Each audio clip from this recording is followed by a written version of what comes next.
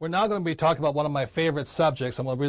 начинаем мою любимую тему недвижимость. Она мне нравится по многим причинам. Сейчас я приведу пример того, как разительно рынок недвижимости отличается от фондового рынка.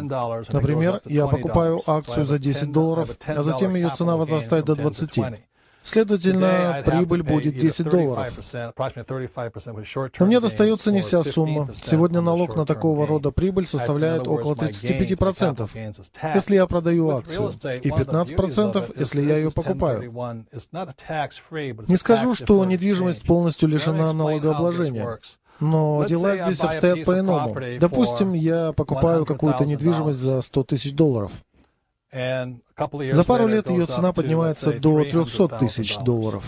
Продав эту недвижимость, я получу $200 000 прибыли, и мне придется заплатить государству всего 15%. Это не так уж и плохо, поскольку, сделая я это еще год назад, мне пришлось бы расстаться с 35% своих денег.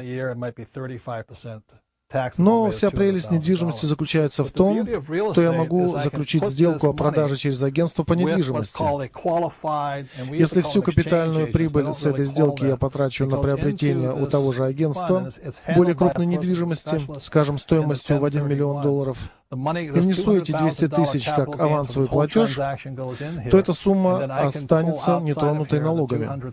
Это позволяет мне самому распоряжаться налогами на мою прибыль и получать еще большие прибыли с течением времени. Формально мы обязаны платить налоги на прибыль, но многие люди не делают этого, заключая подобные сделки, пока им самим это не надоест. В этом и есть преимущество недвижимости.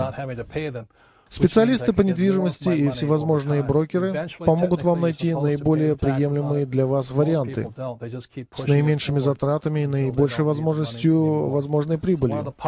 Итак, самым большим преимуществом рынка недвижимости перед рынком ценных бумаг является то, что вы продаете, но не платите налогов на прибыль. Without having to pay that much in taxes. And so that's one of the advantages of real estate over paper assets such as stocks, bonds, and mutual funds. You can actually sell, but not have to pay the taxes.